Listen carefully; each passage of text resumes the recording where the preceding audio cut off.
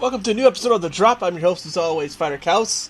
Yes, The Drop is still around. I was just sick last week and felt way too sick to do anything, let alone record. So that's why I was out last week. This week, though, WrestleMania 34 happened, and you know I'm going to talk about that. I also got a little bit of gaming stuff, just a little teeny bit of gaming stuff to talk about.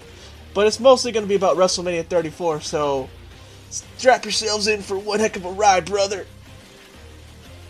So this is what I call, before I go into my thoughts on the show as a whole, I'm just going to give the results of each match. Keep in mind this is recorded before Raw, so my thoughts on WrestleMania as a whole, some things, whatever, I don't know what's going to happen on Raw and SmackDown, so this is recorded, hopefully it'll be up before Raw and SmackDown start. By the time you guys are listening to this, it'll be before those shows start too, so...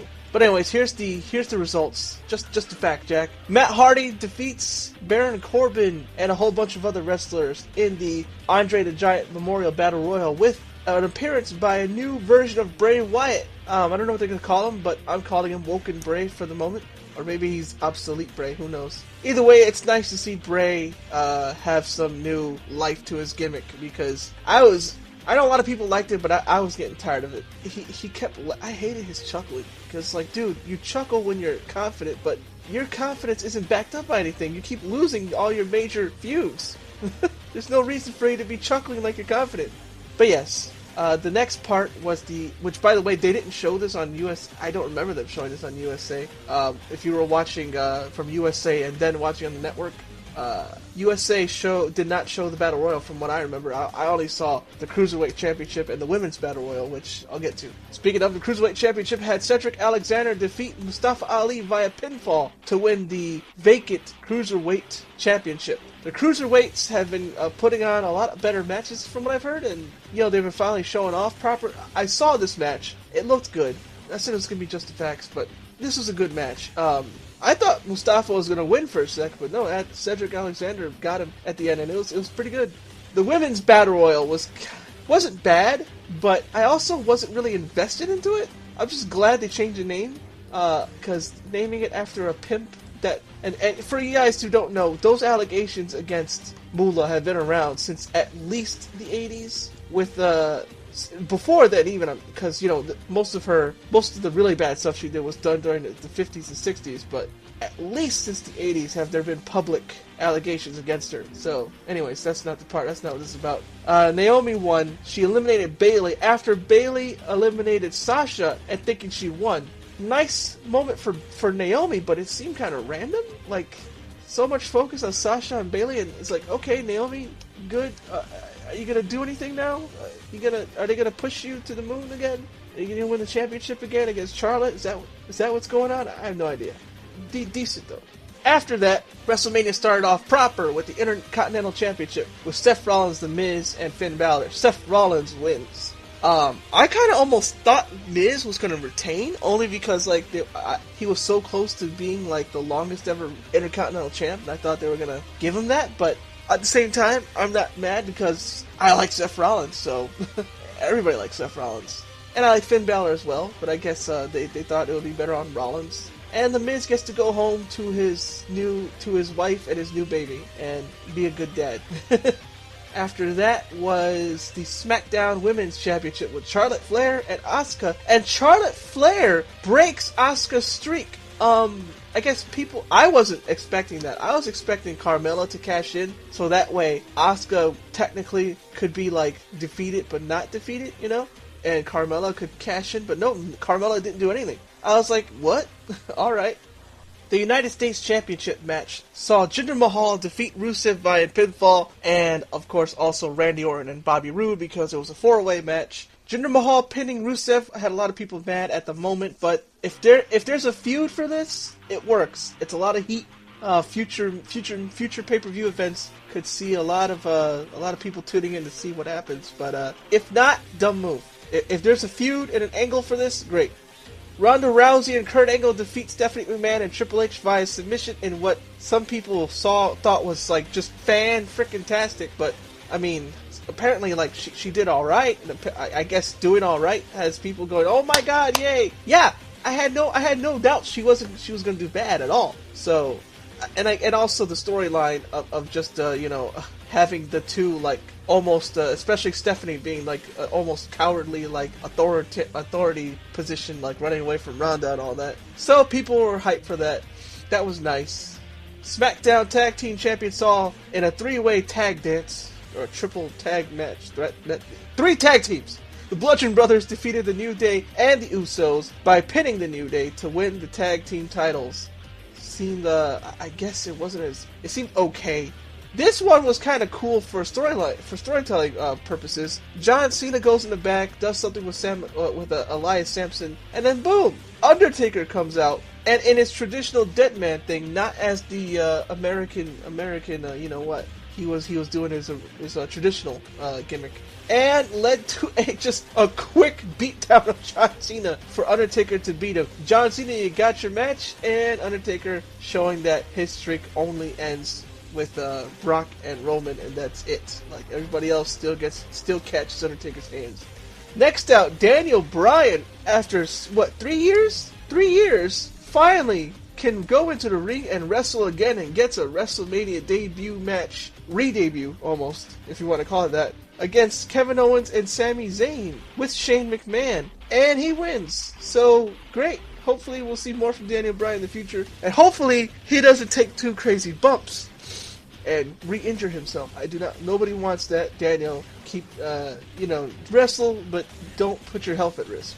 Nia Jax defeated Alexa Bliss to win the Raw Women's Championship. Seemed to be a pretty good match. I don't know what to say about it, but that Nia Jax could be a really strong women's champion. I hope she has a good run.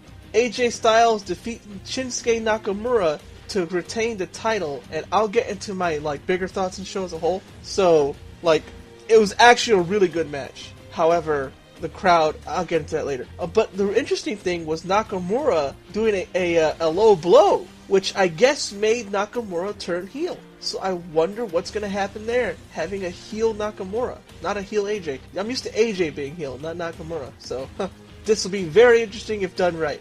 For the Raw Tag Titles, Braun Strowman picked out a random kid, supposedly, from the crowd to defeat the Bar to win the tag titles. So now, Random Kid and Braun Strowman are the tag team champions.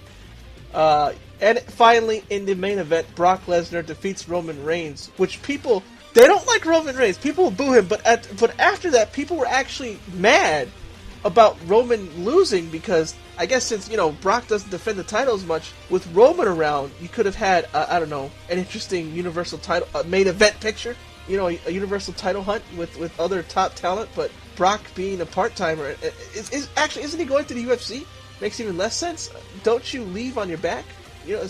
Whatever. I'll get into some of that with Brock later as well. As for the show as a whole, since that's the whole card, the card, man, it was pretty freaking long, as you may have guessed. The pacing of this show was there was a lot of good matches, but by the end of this card, when you had something that people should have been super excited for with Nakamura and AJ, and it actually was a good match. I was watching Twitter's reaction to it saying, "This is what we're waiting for? This match sucks. No, blah, Ronda Rousey had a better match."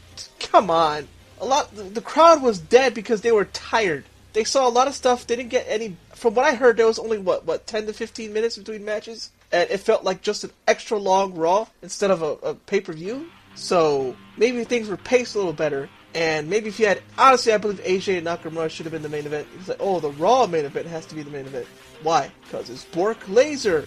Okay, whatever.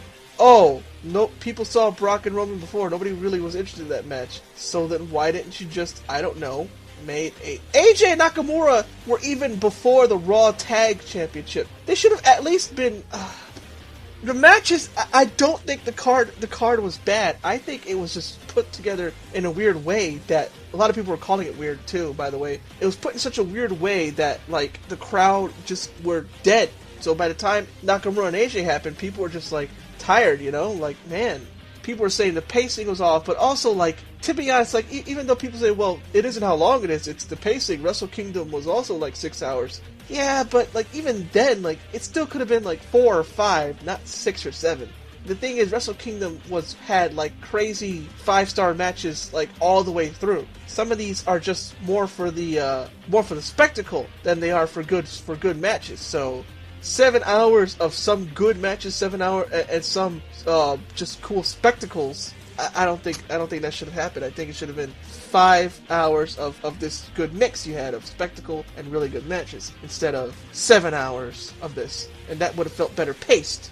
But no, they want to drag it all out. And I do think Nakamura and AJ should have had like a lot of time, and some of these other ones could have been shorter. Especially the Roman Reigns match and Brock, that could have been shorter. Some people were even clapping, "This is awful." Speaking of that Roman Reigns and Brock match, here's something interesting, courtesy of Pro Wrestling Sheet. Brock Lesnar and Vince McMahon, after WrestleMania 34, got into a shouting match.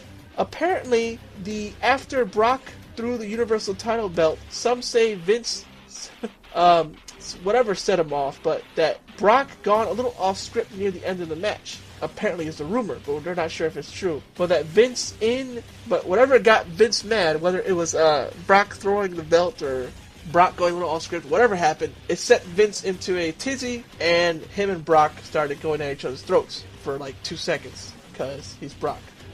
So I wonder what's going on there. What did you guys think of WrestleMania 34, by the way? So let me know. This was like a long one, and then I still got two little small things to talk about. I think they're interesting enough though, and I'll see you guys. But yeah, leave me a comment. What did you guys think of the WrestleMania 34? All right, I got 2 little things to talk about next, so I'll go to that. Alright, here's piece 1 of one of my 2 little bits of extra news, and that's Jimmy J Tran / Mr. Naps make a Tekken 7 tier list for April 2018. Yes, this tier list keeps changing as we find more of the meta of the game. Yeah, that's why, because there's this game, everybody has huge amount of moves. Like, the standard character move list is like 100 plus moves, so there's always new stuff you'll find, which is why, like, Tekken doesn't get as many balance patches, or doesn't get them quickly, because there's still stuff that, we thought this character's low tier. Oh no, they're high tier. Anyways, Jimmy J Tran, who, by the way, if you didn't watch Tekken on TBS E-League, he was there. People were like, we want to see him play. Anyways, his tier list, he didn't put them in order within the tier, he just put the tiers in order. His tier list, and the reason why I'm bringing this up is because, like, besides the Tekken Reddit talking about it, it's also because he's he's been around, he's very, very well versed in Tekken, so he's somebody reputable saying this, and I'll get into what I think about it. But first, here's the list. S+, Deviljin Dragunov Law. That's his S+ rank, his highest ranked. Dragunov and Deviljin I see, I don't get where I'll get to that. S rank, Steve, Shaheen, Paul, Xiaoyu, Leo. A+, Brian, Jing, Heihachi, Kazuya, Feng, Kazumi. A, King, Hwarong, Nina, Jack, Raven, Bob, Akuma. B+ or worse equals everyone else, I guess. Okay, Paul is S rank, apparently. He does have he's not broken, but he is crazy with the damage. And the reason I say he's not broken is because he does have crazy damage, yes, but he's very unsafe on a lot of his moves. I should know, every time I do something, I get blocked and punished all the time. Because I'm very impatient and I try to outmatch the person when I'm unsafe on everything. And the other person I'm playing is almost guaranteed to be a faster character. Except, I guess, Noctis, because Noctis is minus 14 on a lot of stuff, and all you gotta do is back 3 with Paul, and you'll float him, and, 3-2, back 1-2, Death Fist, just do that. Oh, and sidestep Noctis. If you're a Paul player, listen to these words. Back 3, it's a combo. Also, sidestep. Also, when he does his warp strike, where he's faking you out, or where he's doing the warp strike late, you can actually hop kick punish that, so, there you go. Law, I don't get why Jimmy is putting him that high, where he's one of the top 3 characters in the whole game. I don't get it. Law is not. I don't see it. Law's low. It's kind of like, yeah, it's good, but like Paul, you can just block it and you'll be safe. It's unsafe on block, if I remember correctly. Steve being high, I agree with. Shaheen, a lot of people are saying they don't understand. He has a lot of tools. Does he? Does he have a lot of tools? He has a simple command list, and that works well. I guess well enough to be S rank. Feng doesn't have a lot of good punish, but he's very strong character. I can understand him being A+. I thought Kazuya would be S. Like, me personally, I'd switch Shaheen and Kazuya. I think Shaheen's strong, but I don't think he's S. I think Shaheen is a good A+, and Kazuya is S. But Kazuya does have high execution. That might be why he got brought down to A+ in Jimmy's mind. What do you guys think of this rank list? Hey, are you a Josie player? Apparently she's B+ or worse. Despite the fact that a lot of people play her, she has a lot of good punishment. I don't understand it. So what do you guys think of that tier list? Let me know. Surprised Geese isn't in that list with Akuma or Goki or whatever you want to call him. That guy from Street Fighter. So the new God of War game hasn't even come out yet. That comes out April 20th, 420. And already Sony has confirmed, I found this on Reddit, that the next God of War game is already being, like, at least in the pre-planning stages, and that it's going to stay with Norse mythology. In an interview from Finder, this is via Reddit, first they get there's a question asking, about why is this not called God of War 4 and just God of War? And the answer was that it signifies this is a new era, like the Greek era was Chapter 1, the Norse era, I believe, is Chapter 2, as it's the next chapter of Kratos. This is the response. But from a marketing perspective, you're right. If we just called it God of War 4 and Kratos goes to Norseland, I think we could have solved the marketing challenge, because one of our really important facets in marketing this game is separation from the Greek universe. For sure, not me personally, but I will say that Cory Barlog, who is our creative director, when he came back to Santa Monica, he didn't come with an idea. This would be the first. He didn't come with an idea that said this would be the first and only Kratos and Atreus adventure. And while we're not here today discussing what's next for them or where we go, I think any smart person, anyone with common sense would say, I doubt Santa Monica will put this much time and investment to introduce a new character in the universe without thinking about the greater road ahead. So we absolutely have ideas and thoughts on that, talking about the sequel. So there you go. Kratos and his son Atreus definitely not done, and definitely not done with the Norse universe, Norse mythology. So, what do you guys think about that? You're playing this game and you're like, already you know that there's going to be more coming. Does that make you excited? Does that make you think like, whoa man, like geez, can I get some time to breathe? What are your thoughts? Let me know in the comments below. And thank you for listening to another episode of The Drop. I've been Fighter Chaos. Follow me on twitch.tv/Fighter Chaos. By the way, I forgot to mention that in the Tekken part. I've been streaming Tekken 7 and I am 2 away from becoming a Twitch affiliate. And if I become a Twitch affiliate, it would really help me because I need a new computer from this decade. My computer is 10 years old. It can barely handle streaming and all that. It can barely handle anything. So if you want to help me out, just follow me on Twitch. That's simple. I do have a PayPal and I do take art commissions as well. If you want to support me directly. That's dyslexia kicking in. But if you can't, just click the follow button on Twitch. That's free. Just click follow on Twitch. Twitch.tv/FighterCows. Thanks again. I'll see you guys next week. Hopefully, if I'm not sick, which God willing, I shouldn't be.